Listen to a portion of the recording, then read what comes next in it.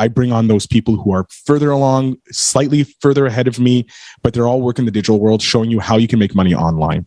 If you make money online, you're a guest. That's how I look at it. I teach how to do that. This is how you go get your guests. If they're already on a podcast, they're coming on your podcast, I guarantee. Most hosts never achieve the results they hoped for. They're falling short on listenership and monetization, meaning their message isn't being heard and their show ends up costing them money. This podcast was created to help you grow your listenership and make money while you're at it.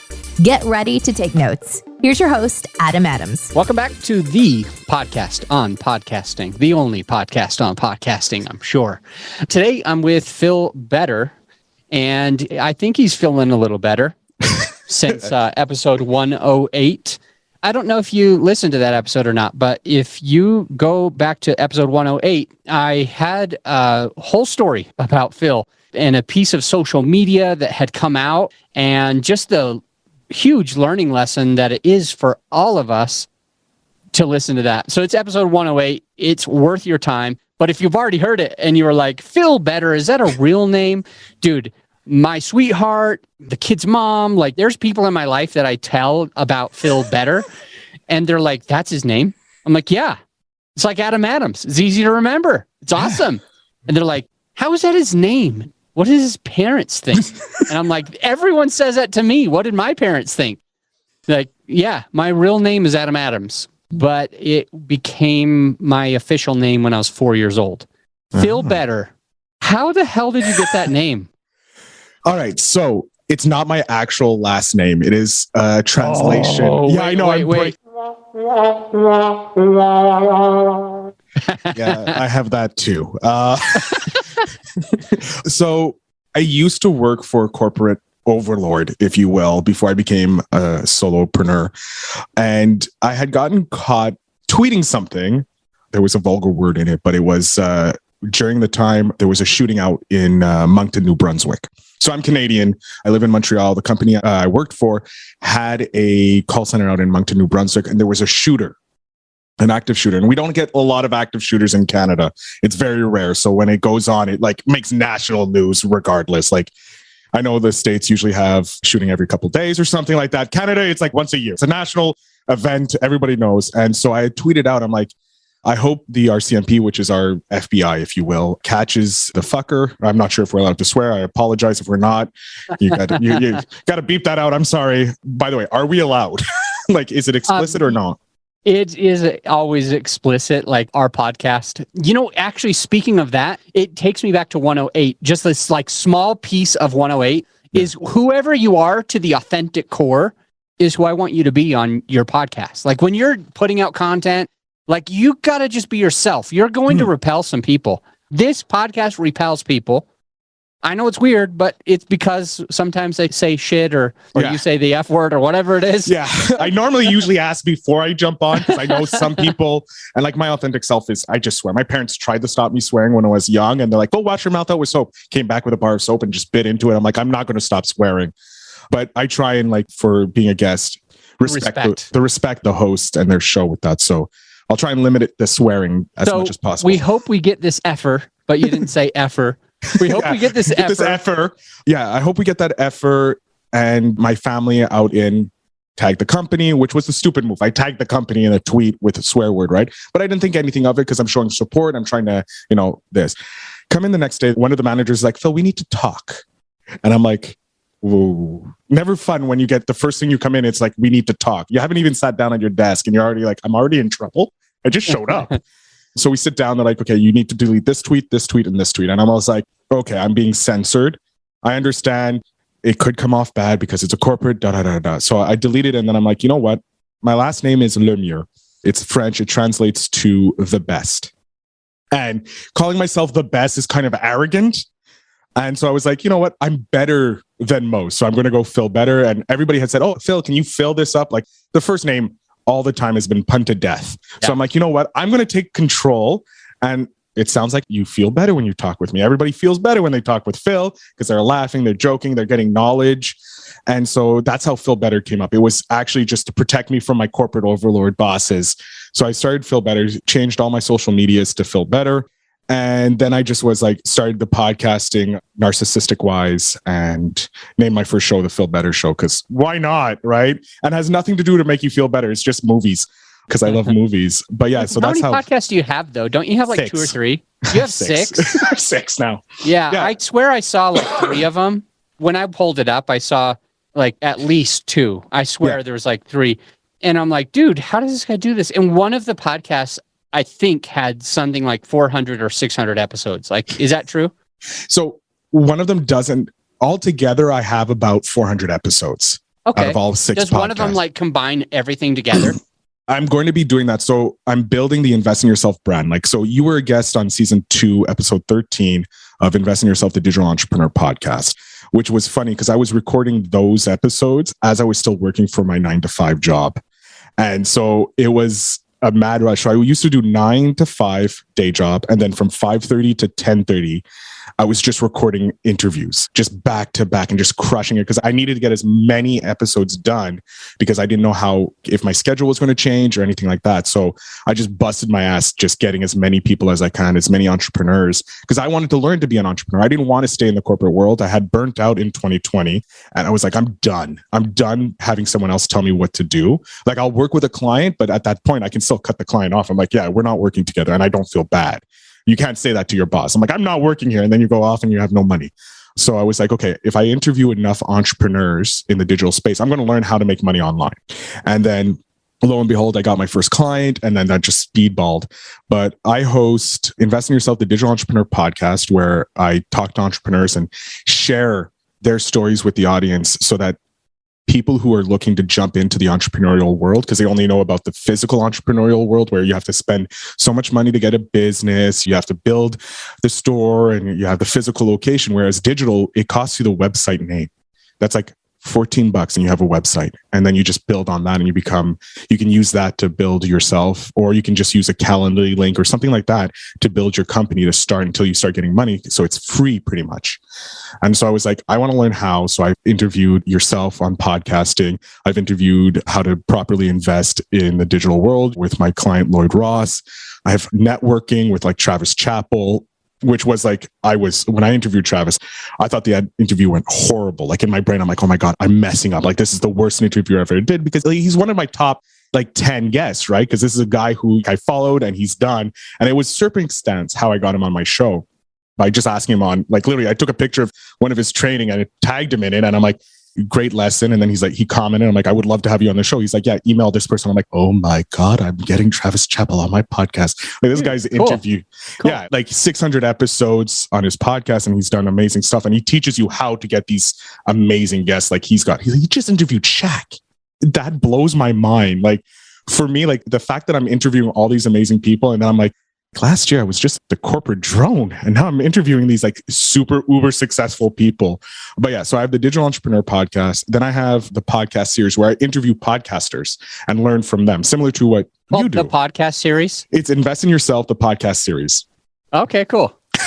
I want to be on that show now. You will be. Okay, you will be. I actually, when I was pulling up from the Digital Entrepreneur, I'm like, I need to get a lot of these people because they all have podcasts. I need them on my podcast series, because I love talking with podcasters, because it's like, how did you grow? And like, so everybody has like this different technique, and it's like just learning that. It's like, okay, I'm going to try and put that into mine or pass it off to my clients. So it's kind of like free mentorship. That's how I look at the podcast. When you have guests on, it's free mentorship.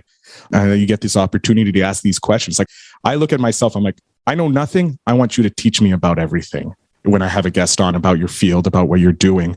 I have the Stock Dirty to Me podcast, which started for an investment group for beginners, the stock market for beginners. I was helping one of the guys, the admins. He had his own podcast called the Stock Bro Podcast. I was giving him advice, and he's like, hey, let me talk to these guys. So they brought me in as an admin to the group just to help out. And then I was like, you know what? We should do a live show. So we started a live show 4 months ago, every Wednesday. So we're recording one later tonight. We go live to 50,000 members. It's insane. And we talk stocks, we talk stuff in the market, answer questions live on air. And then the episodes are released a week later, audio format for them, so that people who aren't in the group, we're trying to grow more people into the group so we can get bigger, and using the podcast to leverage that. And we've when we started, we were like 45 and we're just about to hit 50K. And I'm so excited for that because it's insane. Like I go live to 50,000 members and it's like your brain, awesome. you know? Like, I want to interrupt you. I have a couple of like follow-ups on some of this. First, maybe I could share just a couple of quick takeaways just because I think it's interesting. One is that you became a solopreneur after interviewing others in the space. And I think that there's a lot of people out there that won't start a podcast, for example, in the solopreneur space. Yeah. Because they're like, well, I'm not a solopreneur. Who am I? I can't have a podcast about that thing. But you were able to do it, and you were able to, A, grow a lot of connections, and B, you were able to learn yourself and become what you wanted to become. And C, you brought people along the way. You like added value while you were along the way. And I think that there is this special secret about like having a podcast, as you kind of alluded to a little bit, is like when you have a show, when you have a platform, then you can basically just pick people's brains for free. Like you can just ask anyone anything you want. And in a way, it doesn't even matter if nobody listens at all. In a way, like I think we all want listenership. Oh, yeah. But like you get a ton of value just by the networking, the connections, the asking any freaking question that you want without like, you're not paying somebody $250 an hour. You got them on your show and you can ask anything. Grab that attorney in your space, whether it's copyright attorney, and just ask them everything that you want. Take notes. What do I want to know from a copyright attorney? And you can ask it all, and that person's probably not going to bill you. So it's kind of neat. It's another takeaway that I got is like how you got that one person. I think you said his name is like Travis on your show, but you did it because like you just basically were adding value. You tagged him, and when he commented, you're like, dude, love to have you on the show. It was totally like easy, totally casual. And I think all of us can use that takeaway to get people on our shows. I really like that approach that you take to like interviewing people.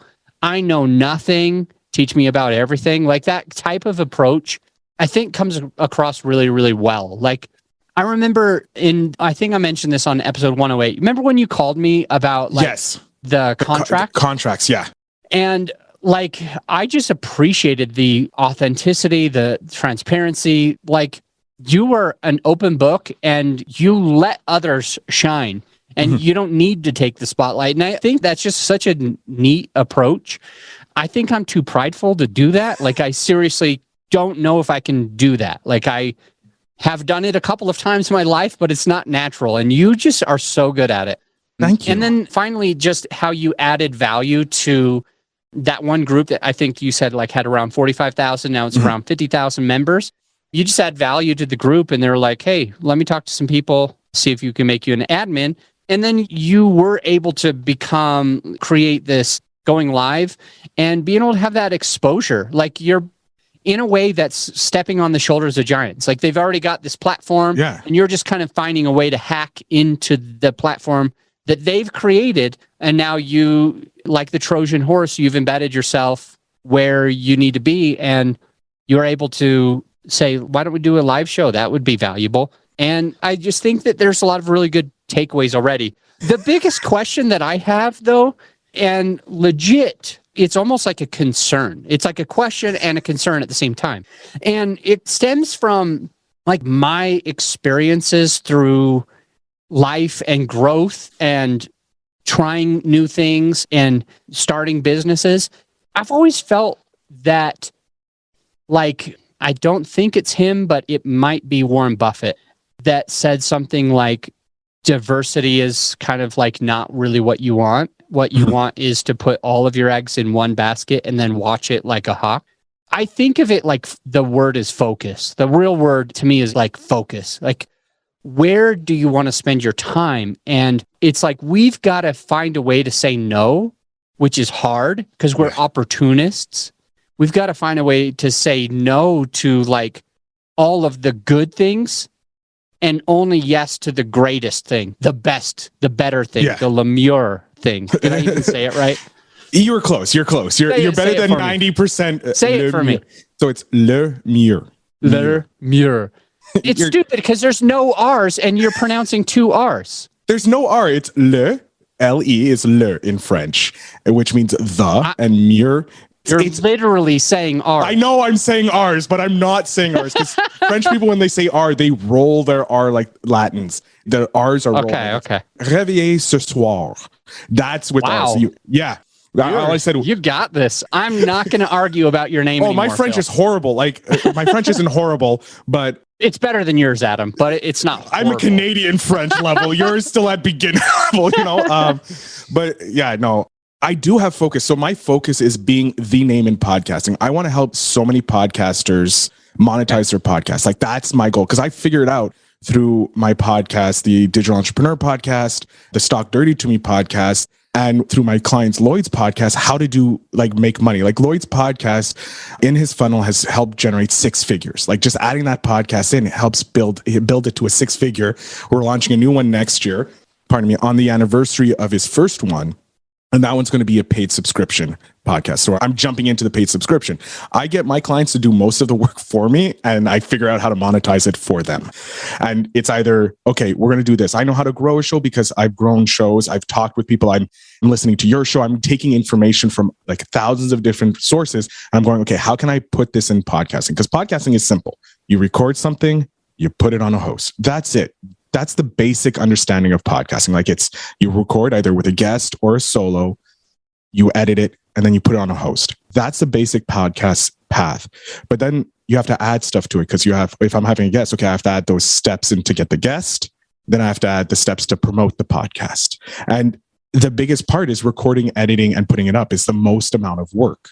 The other stuff is easy because people want to be on your show and share their expertise because they understand using your platform as a podcast will help grow their platform because they're getting access to your audience, which you've cultivated and you've grown, and they're the ideal audience for you. And for me, I've named my guy Colin. That's my ideal listener. Colin, he's me 5 years ago. He's fed up of a corporate life. He's not making the money he should be making, and he wants to be free to do what he wants. That's me 5 years ago. So I'm like, how do I do it? I bring on those people who are further along, slightly further ahead of me, but they're all working the digital world, showing you how you can make money online. So that's the guest intake. My guests are perfect. If you make money online, you're a guest. Boom.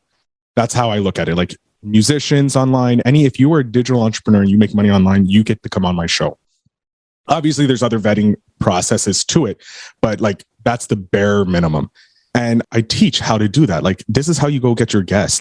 If they're already on a podcast, they're coming on your podcast nearly guaranteed. That's like number one. It's easy. So I'm listening to all entrepreneur podcasts and I'm listening to see if there's a guest that it's like, okay, I want to learn more about this guest. So I invite them on my show. So I get to ask the questions that like I wish the host asked. Like, you mentioned this. How did you do that? Like, you mentioned this. Like, can we get more information on that? That gives more value to the guest, which they're going to do more promotion for you. The guest, I use the guest. Do that though. Get the so guest. You listen to other people's podcasts. Yeah.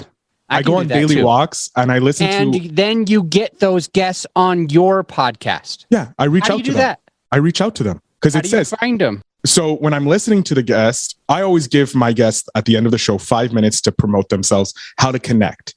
And okay, I do it because other podcasters are going to listen to that and go, "Oh, that's smart." Because then the guest isn't wasting their time. Like, yeah, they gave you a whole bunch of value and then it's in the show notes, the links. And it's like, some people will check the show notes, but if you're running, like I don't have time to pull out my phone and click on the show notes. And sometimes I'll forget, I'll do it later. But if you have them tell where they can find at the end of the episode, like, hey, if you're interested in growing your show, make sure you head over to my website, growyourshow.com, and I can help you, show you how to grow. And then people are like, oh, grow your show. Boom, easy to remember. I always wait to listen if they say their Instagram, their Twitter, their LinkedIn, any profile that they say on the show. If they don't say it, I check the show notes to see if they linked it to it. If they don't do it, then I'm like, this guest does not want to be elsewhere, or this host is failing there. So then it's kind of like contacting the host and being like, hey, in the future, maybe put the links to the social media of your guest so that other people can connect, or at least a website. So once I find a connection point to them, social media or whatever, I start following them. I start liking their posts. I start commenting on their posts, showing like, hey, I value you, because I understand the algorithm is a pain on all platforms because we don't get to control it. It's a company, but I know engagement helps. So liking, commenting, sharing. If I find the post valuable, I do that. And then I reach out. Is that something that you personally do, or do you have like a virtual assistant taking care of it for you? Do it myself. Okay. So do. What do you recommend? Like, so there's two sides to it, right? Yeah. There's the personal, and there's, if you actually do it, you're going to remember, and they're going to come to you later and they're going to be like, hey, thanks for liking my post. And you're like, oh yeah, which one was it again? I don't remember. Yeah. If you're not doing so there's it, benefit to doing it yourself, obviously. But at the same time, that's the hard work that is valuable. And in some cases, that's like that type of social media strategy takes effort. It's about an hour a day. It's an hour a day. I spend an hour a day connecting. You do a good job, because I spend like more, and I don't know if I do as good of a job as you. So I think that's really cool. Could you share with us like exactly what it? Yeah, it's just kind of lay it out. Gary V $1.80 method. I stole it from Gary V. It's the $1.80 method. What? Yeah. So Gary V talked about this. Like, everybody's time, your words are worth like 2 cents or something like that. He has a mathematical formula, and he used it for social growth on Twitter, which is you find your hashtags that you want to be associated with. You go to the top 3 or top 4, whatever, click on it, then find the accounts that are using it, go over to those accounts, see if it's valuable, like their tweet is valuable or it adds value, like it, and then just leave an actual comment like, damn, this is really good, or I really like this because XYZ. Like, add value to it and make the person feel like, okay, it was worthwhile. So I do that on Instagram, Twitter, or Facebook. I find your profile. Like, if it's Instagram, I'm like liking like 90% of your pictures. I'm just going like, or if there's something that I'm like, oh, this is great, I'll comment on it. But I do that with my guests. Like, I get my list of guests for the day. Like, I'm like, okay, today I'm going to work on these guys because I listened to the previous day. These are the guests I want. I go, okay, here's their social. So I go on my phone, connect to them, like their pictures, do a couple comments on it. And I follow up, like, because I'm now following them, they're going to pop up in my feed because algorithms like, oh, you've liked a lot of pictures. We're going to share you more of this person. Mm-hmm. So it's click, like anything I comment on or I share it. And it's just that an hour a day connecting with as many entrepreneurs as I can, any podcasters as I can. And it's just, then I use the hashtags. So that's how I get my guests. I show value. Like, I want you on my show, so I'm going to give you as much value as I can, help you in the algorithm, show you to my audience so that they can look into it. And I'm like, I'm giving the value away in the hopes that when I reach out to say, hey, do you want to be a guest on my show? They're going to be like, yeah, I kind of owe it to him because he's already given me so much value. He's already propagated me to his audience. He's already liked all my posts and this. And then they're more inclined to come on because they're like, they kind of feel that like, well, he's already done a great favor for me, so I'm going to do a favor for him. And I also mentioned, I heard you on this show or I heard you on that show in the message. Like, my first message is, hey, let's say I'm messaging you. Hey, Adam, your episode with George on George's podcast where you talked about XYZ was really amazing. I took so much away from it and I've implemented it in my business or my podcast. Then afterwards is, I'm also a host of a podcast that talks about digital entrepreneurs. I would love to follow up on this tag, these things that you talked about. If you're interested, let me know. Thank you for doing such amazing content. Boom, send. And it's just like praise. Like, I'm just throwing praise, and I have this small little ask. And because you started with what you've already gotten from them, the ask then becomes automatic because it's like, oh, I can give him even more value. You know what's interesting? I was trying to see like how you got me on your podcast, but it's not on I think it was not on Facebook. It was Matchmaker. I think we connected through Matchmaker. Is that a dating app? Is that one of the dating apps? Yeah, it's one of the podcast dating apps that I'm associated with. I'm part of. Everybody's like, Adam's on Matchmaker. He's on Matchmaker. I can date him now. I thought he had a sweetheart. So I don't see that here, but my team actually handles my pod match and my pod booker. I think those are the two that I'm really it was on. one of the podcast connecting, like, so like most people who aren't in the podcasting world are like, how do you get guests? Well, there's a lot of websites that we use and we just put our podcast. I love that. Yeah, it makes life a little easier, but also listening to other podcasts, like, that helps you so much because they already warm to get onto the podcast and you've already listened to them. So you know they already have value. Like, looking at a screen and reading some of the things, you're like, okay, yeah, you could have value, but then you get them on and then you're like pulling teeth. Yeah. You're pulling teeth and it's like, this is too much work for an episode. Like, there's only so much energy you can put out in an episode, right? Like if you're doing like I was doing like 5 back to back sometimes, at the end of the day, you have no energy left because you're bringing 110 every single episode because you want to make sure that the guest has that energy level that the audience is expecting, like going. Because if you come in with a monotone person that doesn't change their voice and it's really boring, your audience is going to turn off within the first 10 minutes. Apple's not going to like you. So it's going to drop. It's not going to take care of you in the algorithm. All the other platforms are going to do the same because the consumption is so low. It's similar to what YouTube videos do. I look at podcasting like a YouTube video, and I devour YouTube videos on analytics on how to grow on YouTube, because if you can grow on YouTube, you can take the same principles and apply them anywhere, because it's all the same. They're all based on algorithms, and it's all about consumption. So if you can get your consumption higher, the algorithms are going to take care of you, and your people are going to like it more. They're going to share it more. And if they're sharing it more people are listening to your podcast, the consumption rate goes up. So I know on YouTube, you're trying to strive for like a 75% click-through rate, which means when they see the picture, 75% of people will click and watch the full episode of your show.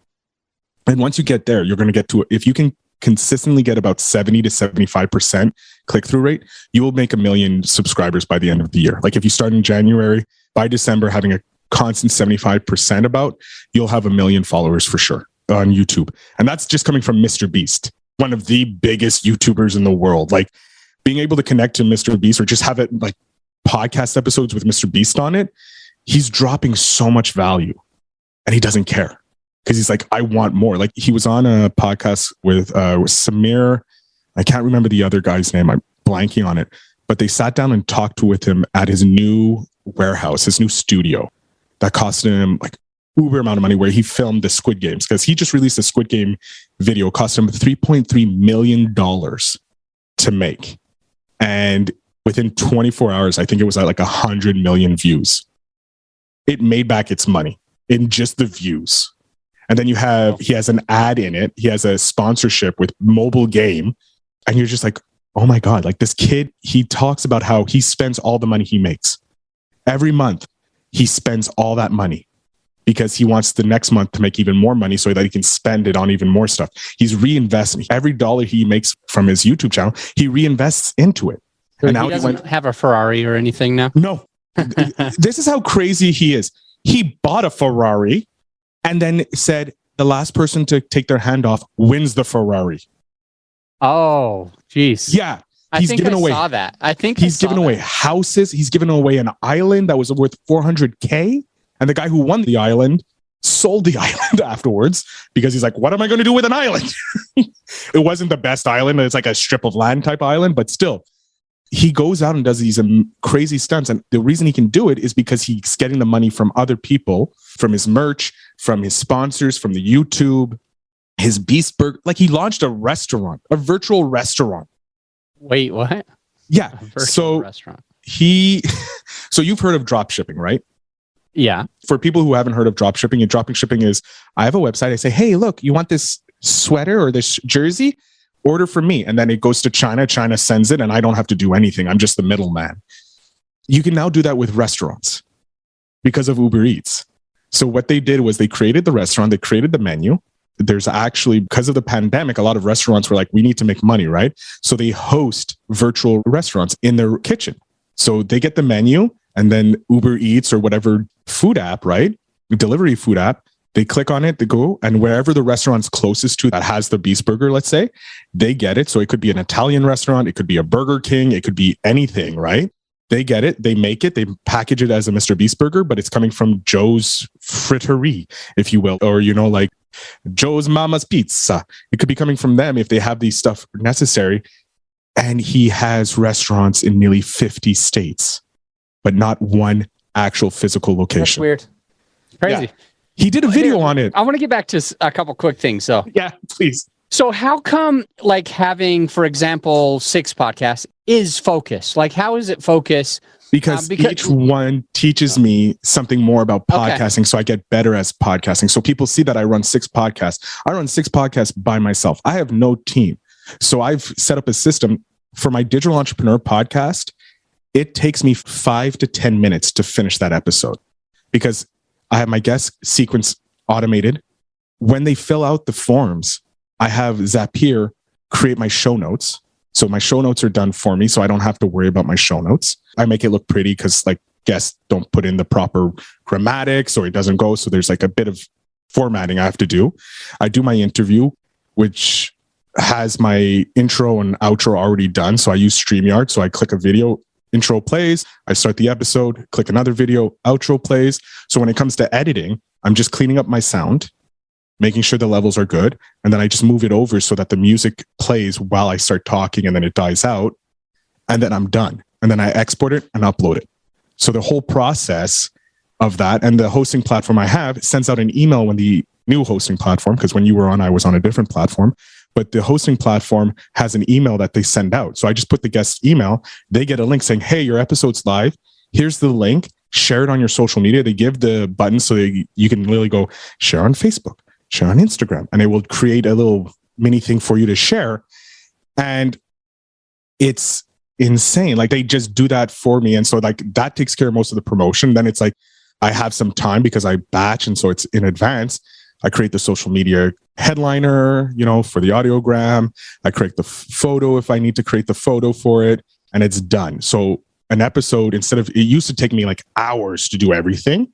I've gotten it down to an episode takes me 30 minutes now with everything involved in it. Let me ask you these two questions. Sure. What challenges did you run into when you were first starting, like the very first podcast out of the 6? What challenges did you learn, maybe even the hard way? And the second question is pretty similar, so I'll ask them both at the same time. It's just is there currently a challenge? So what challenges did you overcome, and is there any challenges now that you could share? All right. So my first podcast was the Phil Better Show, where I just talk about movies with my buddy.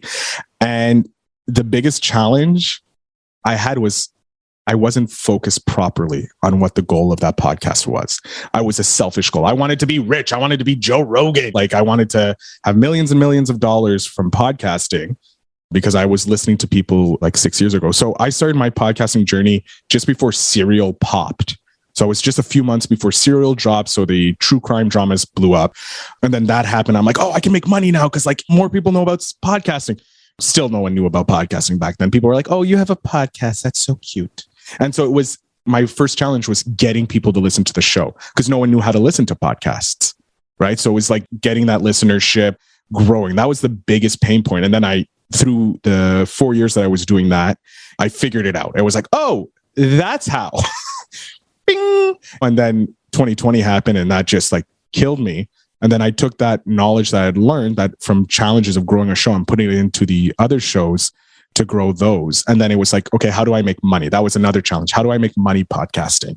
And so it was just watching YouTube videos on how to make money, just different people making money online, talking to different entrepreneurs, how they make money online. And then it was taking those principles and applying it to podcasting and thinking about how can I take this guy who does networking and making money networking, and how can I do that with podcasting? How can I make it so that I can take what he's doing and getting clients pretty much by networking and get clients by podcasting? So I was trying to figure out that. And it's well, I have a method to my madness. I save people time with how I do my podcasting because I was automate everything. Because most podcasters, when they start out, they're by themselves. They don't have a team. They don't have the money to make a team. So it's figuring out, and that's why I started the podcast series. It's to show, look, these are other podcasters who are doing their series. This is how they make their show. This is a sequence. This is how they either grew their show, how they started their show, learning about them and sharing that passion. So that's growing your show and automating your show were the first two challenges I faced. And then the challenge now, it's probably time management. I'm really bad at time management. As you can tell, that 6 podcasts, producing 12 other podcasts that range from full production to just every couple of days I get a message and I answer to help those podcasters out. It's just time management because I now have so much on my plate and it's okay, I'm trying to grow a business while growing the shows. So it's okay, I feel guilty. If I'm focusing on my show more than my business, it's oh, I have to stop doing my show because I have to grow my business, but my show grows my business and my business grows my show. So they're interdependent. So it's doing that time management right now. I'm playing around with time management to handle. How do you get your clients? On my podcast. Through the podcast. So were they guests on the podcast? Yeah. So I use the Digital Entrepreneur podcast as a front-facing lead gen. Okay. So I'm giving a talk Friday on how I use my podcast, Invest in Yourself, the Digital Entrepreneur podcast, as a lead generator. So I learned this kind of haphazard. It just happened to fall into my lap. Like getting my first client just fell into my lap. And I'm like, wow, this is really easy getting clients by podcasting. And then I listened to another podcaster, Jamie, can't remember his name, but he has a podcast where he uses it as lead gen and he teaches people to use lead gen. So I started following him and listening to that. And I'm like, wow, that's really easy. And because I'm so passionate about podcasting, because this is my thing. I love podcasting. Like anything on podcasting, I'll devour. And so I use it to lead gen. So the ad at the beginning of my podcast says, hey, I have 3 of them. And before we start, I have a little 5 minutes to get them warmed up for conversation. I'm like, so do you have a podcast? And they go, no. I'm like, okay, why don't you have a podcast? And they usually say it's one of 3 things. I don't have the time for it, which is true. It takes a lot of time. I'm not sure where to start, or I don't think there's money in it. So I have 3 videos that are ads that literally are 30 seconds going, hey, are you an entrepreneur and you've always wanted to have a podcast? You know how time consuming it is? Well, you're in luck. If you visit philbetterinc.com, you'll get a free 15 minutes, blah, blah, blah. And then it goes into the intro. Then it does the interview and they're already primed because they're like, oh, he's already answering my question. Out of curiosity, just so I totally understand how you're doing this, I get that you're having a conversation basically pre-recording. Yeah. And you're asking, hey, do you have a podcast? And they're like, no. And you're like, why not? And then you kind of understand that there's one of 3 reasons why somebody might not have a podcast. And you've already kind of overcome that objection. The question is, do you read that ad live while you're recording in front of them? Or is it after you've had the episode, then you just put that ad in that episode so that might listen to it? It's a pre-recorded video. It's a pre-recorded video because I use StreamYard to record my things. And what StreamYard does is it allows you to put in videos, templates. So you push play while the person's in front of you. Yeah. So you're like, hey, we're going to get started and I need to cue the ad and then we'll jump right in. Something like that. So I don't tell it's an ad. I go, so we're going to jump in. I'm going to put a little overlay because it goes to YouTube because I want everything to be on YouTube so I can start rolling it out visually. So I'm like, I'm going to need about 10 seconds of silence so that I can clear out the normalization and the noise reduction in case they're in a noisy place. So I do 5 to 10 seconds of silence and it's just, the show will start soon. So they know. And then once the 10 seconds, I press play on a video. And the video pops up and it's me reading and I'm in the green room. I'm just like this, arms crossed, waiting for the episode. I'm like, and it's really annoying re-listening to myself say it the same thing every time because 90% of it is I don't have the time. So it's the ad, then a 10-second intro of me voiceover, and then it jumps straight to me and the guest. That's so freaking valuable. Anyone can use this. Yeah. Every podcaster listening should use that. That's cool. I like that. That's such a smart way to do it. Well, Phil, we've hit the mark where I'm having my other appointment coming up. I'm so sorry. I got to let you go, brother. No problem. But I will mention, I already said tons of takeaways. A couple other takeaways is listening to pods to get your other podcasts, to get those guests, and you reach out to those guests. You mentioned doing the $1.80 method. You mentioned Facebook outreach, connections, liking, commenting, engaging. And then we talked a lot about systems that you have put in place to just kind of make it easy.